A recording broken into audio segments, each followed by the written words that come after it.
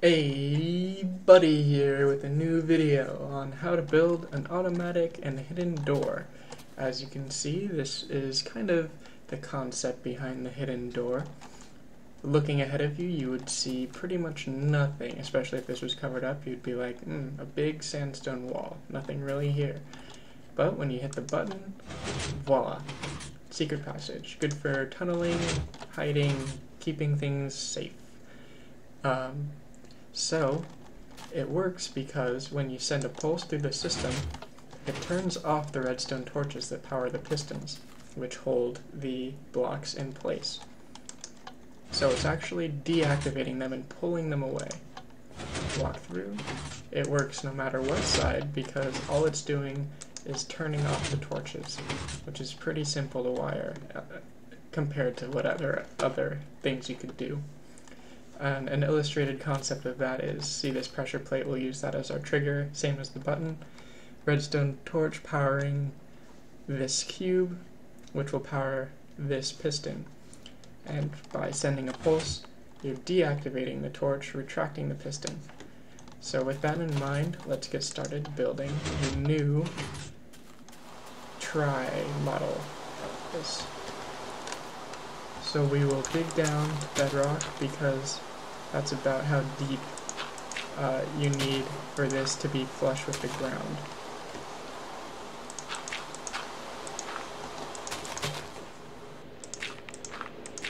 And it can take up a bit of space, but don't forget you can always cover that up when you're done. So we'll set this up with 2 redstone torches here, and we'll make this go back a little bit. And we'll put in 2 repeaters, full delay. As you noticed, the bottom piece is pulled down at the same time as the top piece is pulled out. So they need to be on delay because of the way the signal runs. So you'll connect those with redstone, and we will place our pistons here.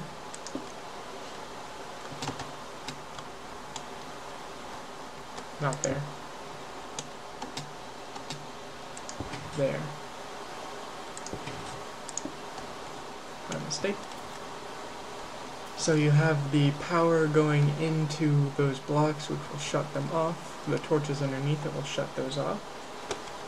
And your door is basically going to start right there. So we'll put the top ones on for guidance, and we'll keep 1 space distance so that the piston will be able to extend in that direction.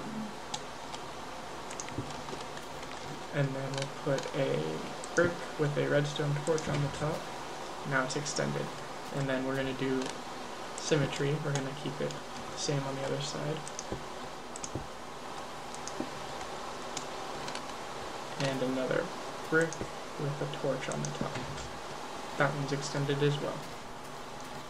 So this will basically be the front side. The front side's going to have most of the wiring. All the back side is going to loop around and connect to the front, which will basically just use the same wiring that the front already has made for us.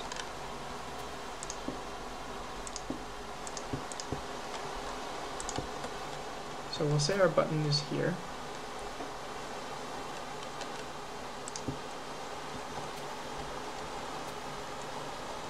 And then we will have the redstone trailing out the back.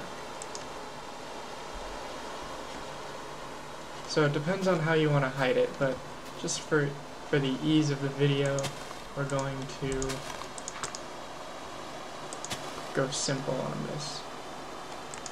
Boom, connected right there. But there's other ways you can sneak it around and it'll still work. So you see, push the button, retracts it. Easy peasy. Next, you're going to... I like to use repeaters because they keep the circuits strong and they keep them clean, and it's easy to direct them. So, same thing. Push the button, deactivates those ones. Now we just have to take this signal run it up, up, up.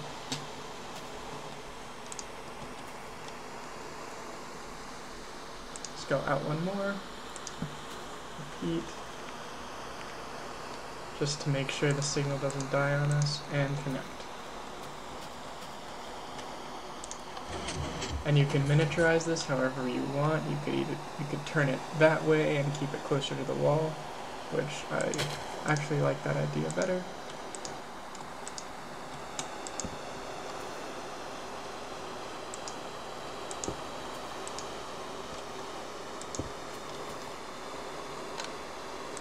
There, smaller, more compact, less waste, less to cover up.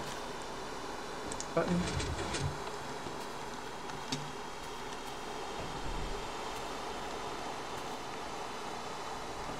This doesn't look like it's working out.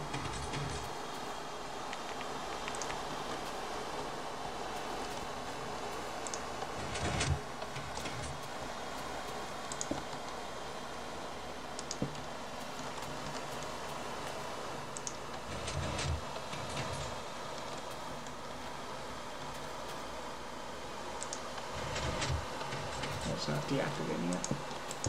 Okay, so we do have to loop it just a little bit.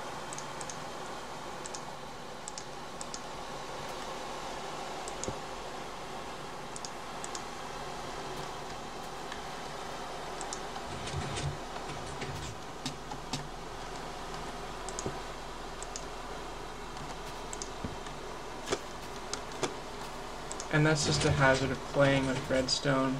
Like, there's really no way you're gonna get it perfect on your first try. But this bare bones looks pretty good to me. They're pulling apart at the same time, they're pulling down at the same time, and now all we have to do is install the next button, and we'll put it here. And if you are interested more in hiding it, you're going to want to dig down a little bit after you get your first one out.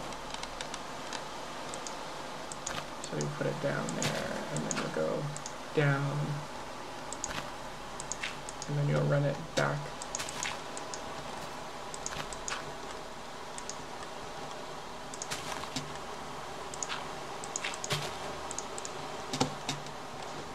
Until you get to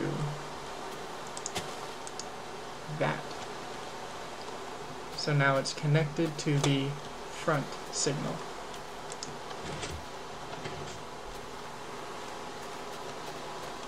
Wait, the front signal is back over here.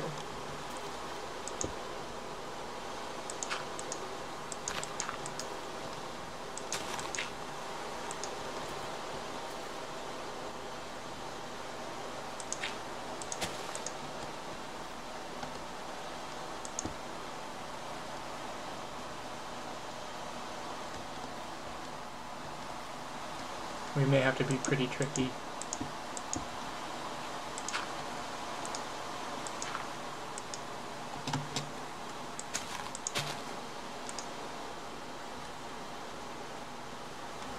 There.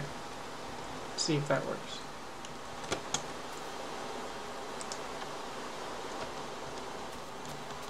Let's see, is the signal nope, it's not. There we go. You have to make sure all your wires are connected. And the length of the redstone was probably too long and it wasn't reaching all the way. There we go. So that's just part of it. When you're working with redstone, you just gotta kind of make sure that your signals are getting boosted the proper length. You have to make sure your wires aren't crossing too bad. And then cleaning it up is just a matter of making sure you don't crush any of your redstone when you're putting down bricks. So things like you put this up, and then you'll go over, maybe one more, and then you'll go down. So like things like this will be able to cover it up, and it'll still be a hidden door. it's just going to have all of this hidden behind it.